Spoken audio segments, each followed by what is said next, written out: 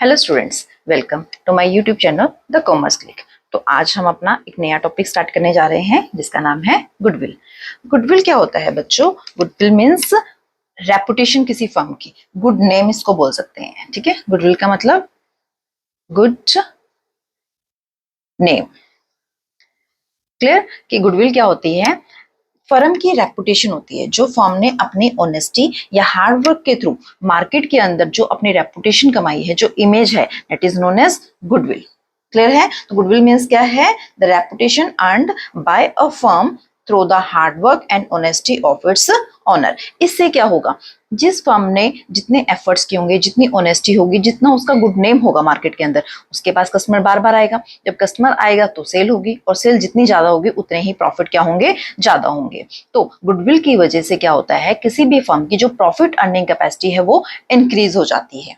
Clear है? अब goodwill क्या है? गुडविल की कुछ फीचर्स हैं, जैसे कि गुडविल क्या होती है? एक इनटेंजिबल एसेट्स होती है।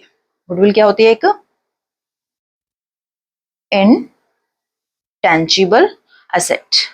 ठीक है, एक होती है हमारे पास टेंजिबल एसेट्स जिसको हम देख सकते हैं, छू सकते हैं, फील कर सकते हैं।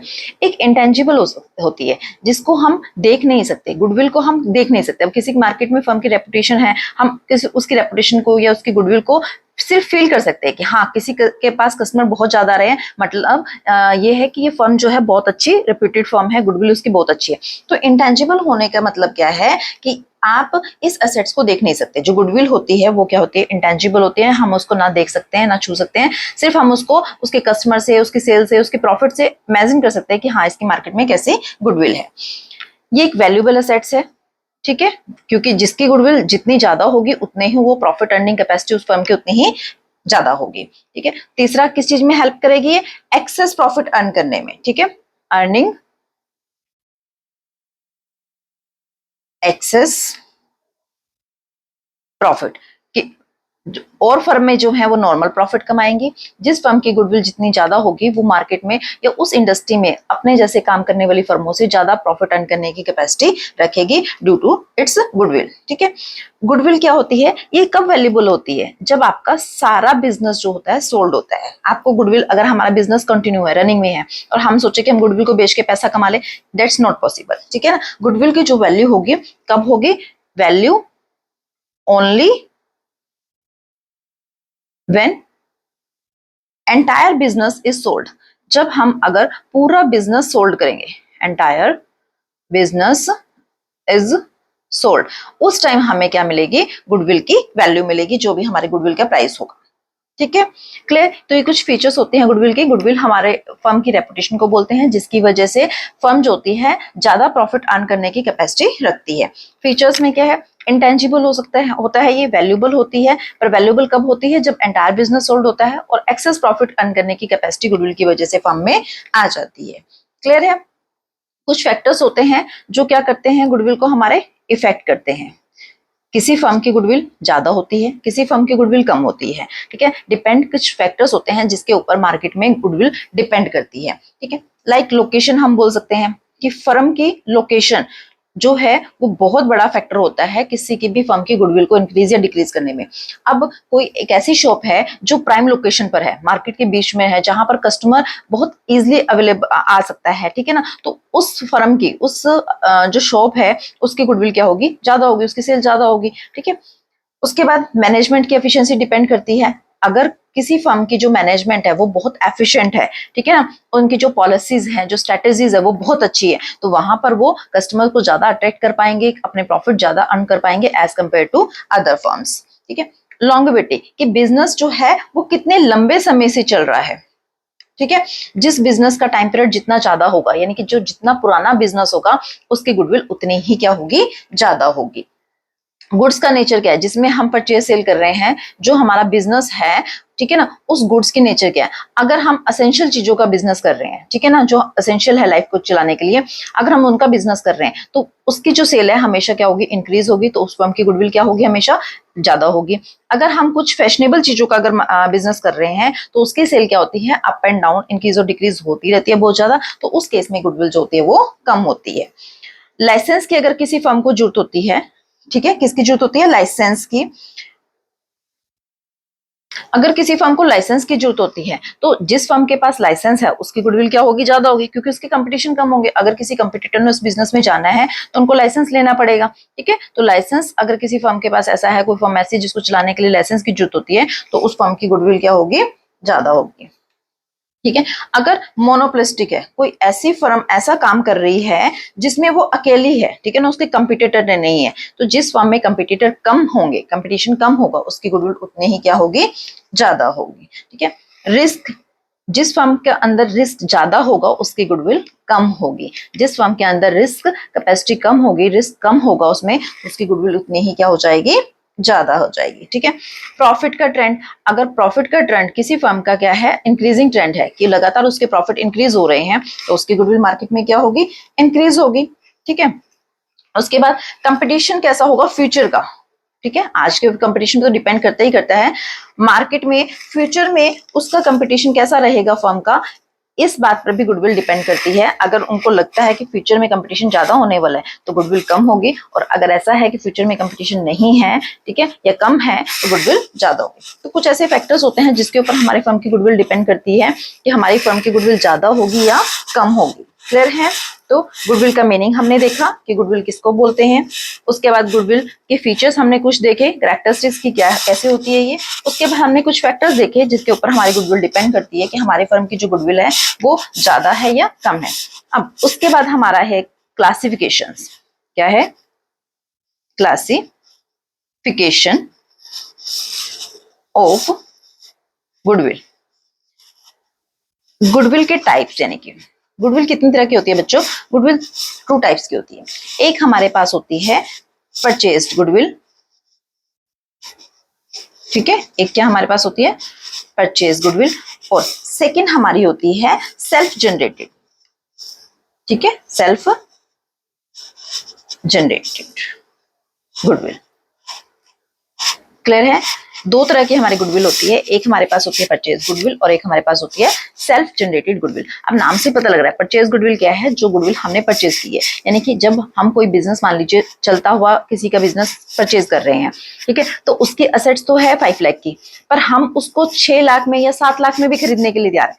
क्लियर है कि अगर कोई बिजनेस मार्केट में सेल कर रहा है और हम उसे परचेज करने जा रहे हैं, जब हम उसकी नेटवर्थ निकालते हैं, असेट्स में से लायबिलिटीज कंसीडर करते हैं, तो उसकी वैल्यू निकल कर आ रही है 5 लाख, पर हम कह रहे हैं कि कोई बात नहीं, हम 6 लाख देने के लिए तैयार है, आप अपना बिजनेस या अपनी शॉप जो भी है हमें दे दीजिए।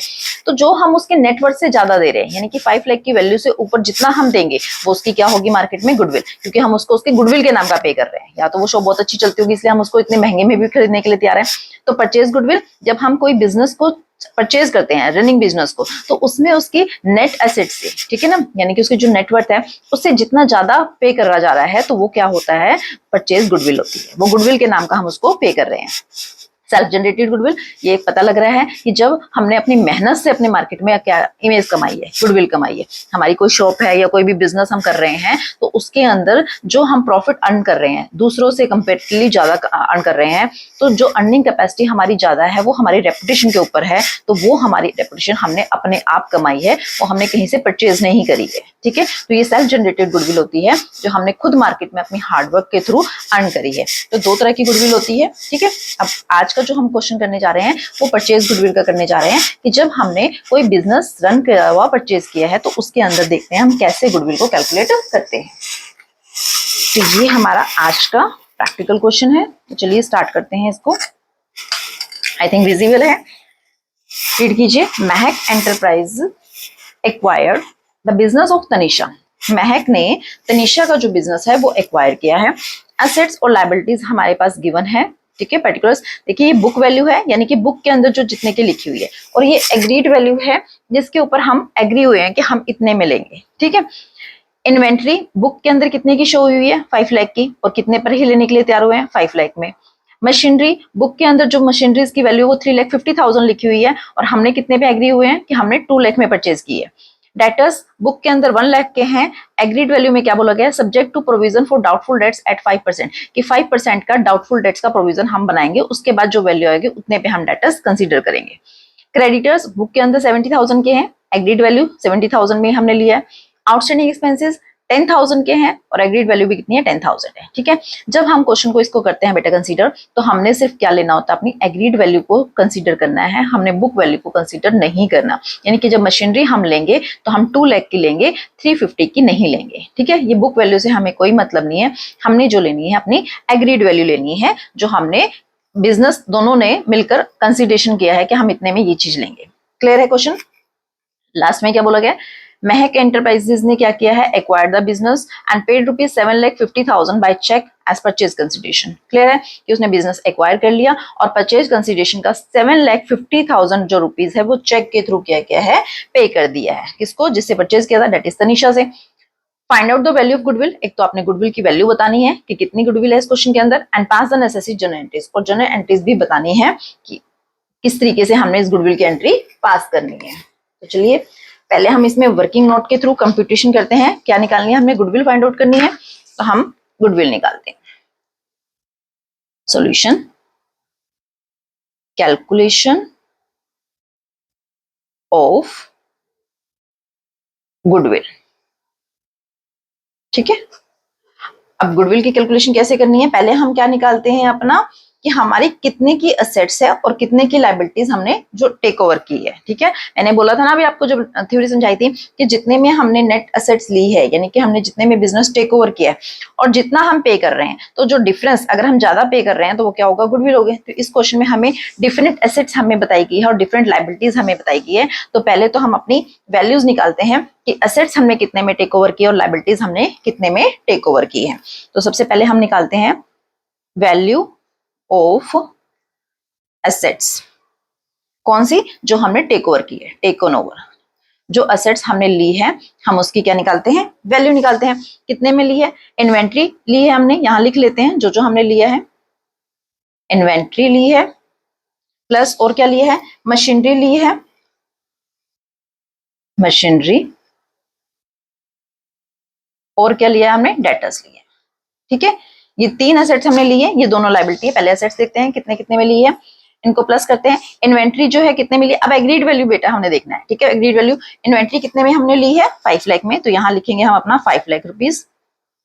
उसके बाद मशीनरी चेक कीजिए कितने में ली है, 2 लाख में ली है, प्लस डेटर कितने में लिए हैं, डेटर 1 लाख के हैं, पर उसने बोला है कि 5% प्रोविजन लगाया डाउटफुल डेट का। जब 1 लाख का 5% आप कैलकुलेट करोगे, इट विल कम 5,000। तो 5,000 तो क्या है, डाउटफुल डेट्स है कि ये हमें शायद नहीं मिलेंगे। तो 1 लाख में से अगर 5,000 नहीं मिलेंगे तो कितने मिलेंगे, 95,000। तो डेटर की जो वैल्यूएशन लगाई गई है वो कितने की लगाई गई है, 95,000 की। क्लियर है कि डाउटफुल डेट्स का जो भी परसेंटेज अगर गिवन है वो मेन डेटर में से माइनस कीजिए तो ये आपके डेटर्स की वैल्यू आ जाएगी। ठीक है ना, 5 to 7 कितना हो गया, 7,95,000। तो ये हमारी क्या निकल गई, 7,95,000 जो है असेट्स हमने इतने में टेक ओवर की है। अब अपनी लायबिलिटीज की भी वैल्यू निकालते हैं कि हमने लायबिलिटीज कितने में ली है। Value of liabilities taken over. Liabilities check कीजिए, 2 थी, क्रेडिटर्स और आउटस्टैंडिंग एक्सपेंस। ये हम लिख लेते हैं यहाँ पर। एक हमने क्रेडिटर्स लिए हैं और दूसरा हमने क्या लिया है, outstanding expenses. Outstanding expenses. Clear है, क्रेडिटर्स कितने में लिए हैं, 70,000 में, और आउटस्टैंडिंग एक्सपेंसेस 10,000 में। तो 70,000 प्लस 10,000 इट मीन्स 80,000 रुपीज के हमने क्या ली है, लायबिलिटीज है हमारी, जो हम पे करेंगे उसके नाम का। अब नेट एसेट चेक करते हैं कि बिजनेस की वैल्यू कितने की बनी है। नेट एसेट्स, जो हमारी एसेट्स थी, वैल्यू ऑफ एसेट्स जो थी, हम इसमें से क्या माइनस करेंगे, value of assets taken over. जो हमने एसेट्स ली है जिस वैल्यू पर, उसमें से माइनस कर देंगे value of liabilities taken over. ठीक है, वैल्यू ऑफ एसेट्स कितने मिली हमने, 7,95,000 रुपीज की। क्लियर, और लायबिलिटीज कितने की ली हमने, 80,000 रुपीज की। तो इसमें से माइनस करेंगे। ठीक है, ये हमारे पास कितने आ जाएगा, रुपीज 7,15,000 रुपीज। ठीक है, ये क्या है, हमारी बिजनेस की वैल्यू है जो हम परचेज करने जा रहे हैं, उसकी नेटवर्थ जो है वो 7,15,000 रुपीज का है। ठीक है, असेट्स हमने चेक करी उस बिजनेस की तो 7,95,000 रुपीज हमें देगी। लाइबिलिटी हम चेक करते हैं तो 80,000 हमें पे करना पड़ेगा, तो नेट हमारे पास कितना बचेगा, 7,15,000 का वो जो बिजनेस है वो हमें मिलेगा। अब गुडविल की वैल्यू कैसे बताई थी कि जो भी उस मार्केट नेट एसेट्स निकलेगी उस बिजनेस का और हम जितना पे कर रहे हैं उसका डिफरेंस देखिए। परचेज कंसिडरेशन यानी कि हमने कितने में एग्री किया, हमने कितने पे किया उसको, 7,50,000। 7,15,000 की वैल्यू का वो बिजनेस था और हम पे कर रहे हैं उसको 7,50,000 रुपीज। ठीक है, तो कितना एक्स्ट्रा दे रहे हैं उसमें चेक कर लेते हैं। गुडविल के लिए जो हमारा परचेज कंसिडरेशन है उसमें से माइनस करेंगे हम अपने नेट एसेट्स। ठीक है, परचेज कंसिडरेशन कितना है, 7,50,000 रुपीज का, माइनस नेट एसेट जो हमारे पास है 7,15,000 रुपीज की है। जब इसमें से माइनस करेंगे तो ये हमारे पास आ जाएगा ₹35,000। ठीक है, ये हमारी क्या निकल गई है बच्चों, गुडविल निकल गई है। आई थिंक क्लियर है कि गुडविल कैसे निकालनी है। सिंपल सा है, जितने की एसेट्स टेक ओवर की है वो लिखिए, जितने की लाइबिलिटीज हमने टेक ओवर की है, एग्रीड वैल्यू, बुक वैल्यू हमें नहीं चाहिए, मार्केट वैल्यू कई बार दी होती है वो हमें नहीं चाहिए, हमें क्या चाहिए, एग्रीड वैल्यू की जिसपे हम एग्री हुए हैं कि हम आपका ये सामान इतने में लेंगे।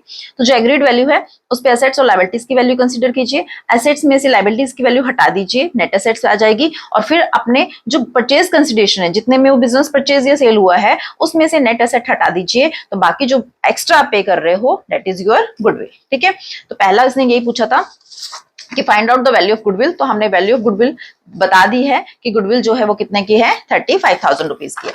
अब हमने क्या करना है, जर्नल एंट्रीज, इसने बोला था आगे pass the necessary journal entries. तो जर्नल एंट्रीज के लिए हम क्या करते हैं, जर्नल का format, date, particulars, ledger value, debit का अमाउंट और क्रेडिट का अमाउंट। ठीक है, तो सबसे पहले हम क्या करेंगे, जो भी हमने एसेट्स और लाइबिलिटीज टेक ओवर की है उसकी एंट्री बनाते हैं। ठीक है, डेट इसमें नहीं गिवन है तो ब्लैंक छूट जाएगा कॉलम। सबसे पहले हमने क्या ली है, इन्वेंट्री, तो यहां लिखिए इन्वेंट्री अकाउंट डेबिट। ठीक है, डेबिट में लिख दीजिए, कितने में लिए हमने, 5 लाख रुपीज में लिए।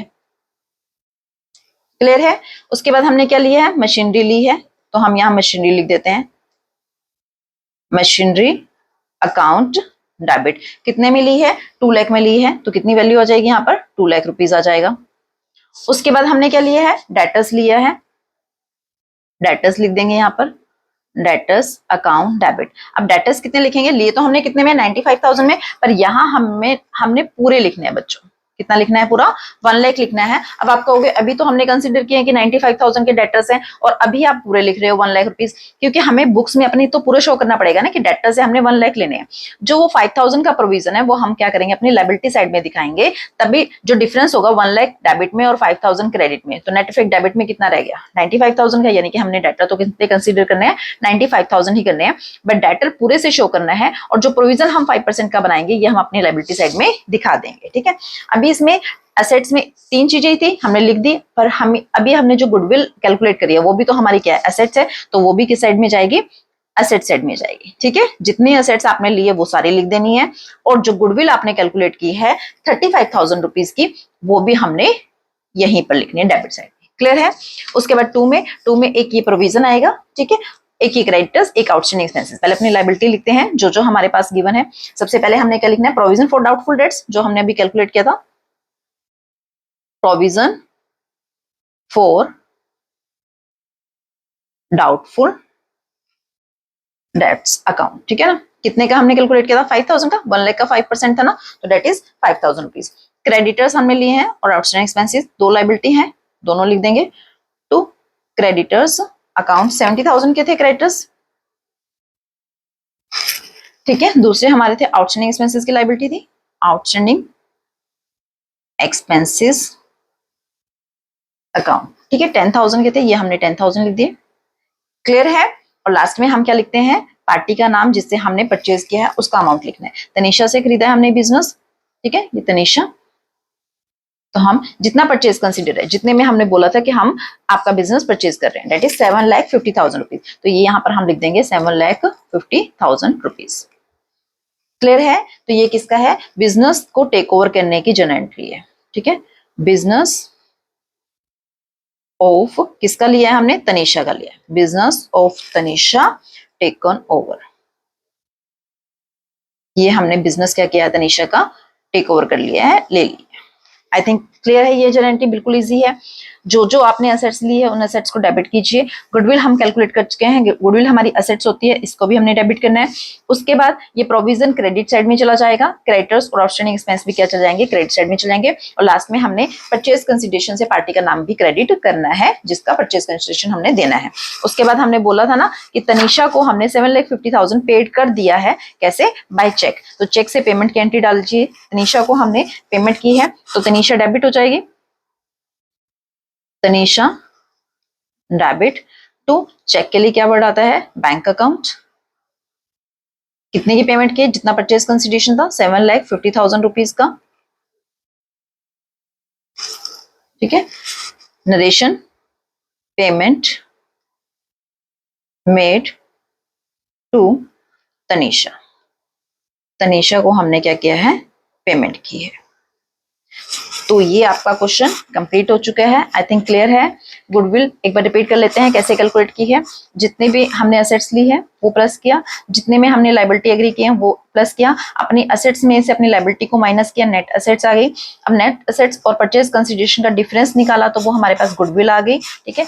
क्लियर, गुडविल कैलकुलेट हो गई। जर्नल एंट्री के लिए जितनी असेट्स लिए आपने वो डेबिट कीजिए और गुडविल जो है कैलकुलेट किए वो भी डेबिट कीजिए। लायबिलिटी सारी क्रेडिट कीजिए और जो परचेज कंसिडरेशन है पार्टी के नाम से वो भी क्रेडिट कीजिए। तो ये आपकी बिजनेस टेकओवर की एंट्री बन गई है। और उसके बाद जब आपने तनीषा को पेमेंट कर दी है चेक से तो पेमेंट की एंट्री हो गई। क्लियर।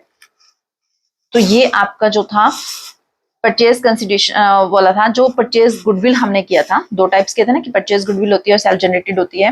तो ये परचेज गुडविल वाला था कि परचेज गुडविल में हमने अगर कोई बिजनेस परचेज किया है तो हम गुडविल को कैसे कैलकुलेट करते हैं और कैसे हमने उसको एंट्री में शो करना होता है। तो आई होप आपको ये कंसेप्ट क्लियर हो गया होगा। तो मिलते हैं अपनी नेक्स्ट वीडियो में। Thank you so much.